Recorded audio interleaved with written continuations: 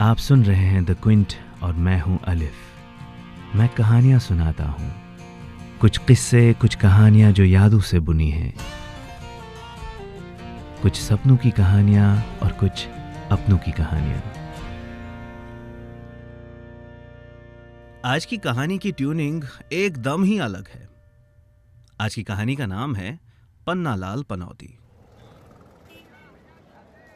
गाजियाबाद के एक छोटे से बाजार के पास एक छोटी सी बस्ती में 22/4 के एक छोटे से मकान के 10x10 के कमरे में सुबह हुई। बेड पर एक चादर में लिपटा हुआ इंसान खर्राटे मार रहा था और पास रखे टेबल पर अलार्म क्लॉक बजने लगा। चादर लेफ्ट से राइट हिली, अलार्म बजता रहा, फिर राइट से लेफ्ट, पर अलार्म फिर भी बजता रहा। फिर फाइनली खर्राटे बंद हुए और एक बाजू चद्दर से सांप की तरह निकली और टेबल पर हाथ मारती रही। अलार्म जोरों से बजता रहा। फाइनली हाथ इरिटेट होकर सीधा अलार्म क्लॉक पर लगा और घड़ी ढाई करके ज़मीन पर गिर गई। अलार्म बजना फाइनली बंद हो गया और घड़ी के पुर्जे ज़मीन पर बिखर गए। बाजू फिर से चद्दर के अंदर जाने ही वाला था कि नीचे किचन से आंटी जी जोर से चिल्लाई, अरे फिर से तोड़ दिया। ये सुनकर ही झटपट चद्दर से इंसान नुमा जीव निकल आया और बिना देखे बेड से उतरा ही था कि पैर जमीन पर गिरे अलार्म क्लॉक के स्क्रू पे पड़ा। दर्द के मारे एक लंबी सी ई की आवाज मुंह से निकली। वो लंगड़ाते लंगड़ाते बाथरूम चला गया और हल्का होने के बाद आईने के सामने खड़ा अपनी शक्ल ताड़ रहा था। बाल मानो किसी चील का बनाया हुआ घोंसला हो। उसने टूथपेस्ट ब्रश पे रखा। अब मुंह में ब्रश जाने ही वाला था कि पेस्ट पिचक कर सिंक में गिर गया। यह है इनका रोज का मामला। Welcome to the world of Pannalal, son of Hiralal, grandson of Seth Chunnilal. Pannalal जिस दिन पैदा हुआ था उसी दिन दुर्भाग्य की बात यह है कि पन्नालाल की नानी 85 पे इस दुनिया से आउट हो गई थी। तभी पन्नालाल की मौसी के चचा की बेटी के ब्रदर इन लॉ के कजिन ने यह टिप्पणी की थी कि यह लड़का तो पनौती है।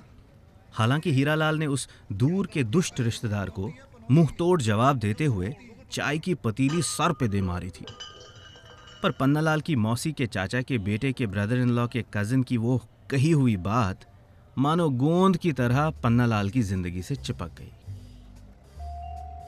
बदकिस्मती साये की तरह पन्नालाल के पीछे पड़ गई। हीरालाल ने फैमिली के पंडित जी से चुनकर पन्नालाल जैसा नाम अपने बेटे के लिए चुन लिया था।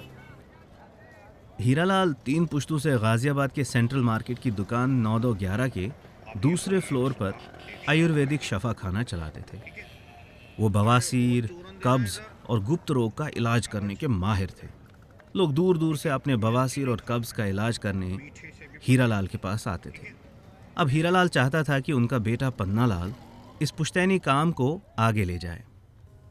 पर बदकिस्मती से पन्नालाल के दिमाग का मीटर तो चालू था, पर बत्ती गुल थी। स्कूल टाइम से ही पन्नालाल स्कूल के बाद अपने फादर हीरालाल के साथ उसी शफा खाने पे हाथ बटाता था। लेकिन पन्नालाल की पनौती उसका इस काम में भी बराबर की पार्टनर रही। ऐसा कितनी ही बार हुआ कि गलती से पन्नालाल ने किसी पेशेंट के बवासीर की गोली कब्ज वाले पेशेंट को थमा दी और कब्ज वाले पेशेंट को गुप्त रोग वाला चूरन खिला दिया। हीरालाल बड़ी अफसोस भरी नज़र से पन्नालाल को देखता रहता था, मानो हीरालाल ये सोच रहा हो कि वो अब पुश्तैनी शफा खाने के आखिरी वारिस दर होंगे। पन्नालाल से उनकी उम्मीदें अब कम ही नज़र आ रही थी।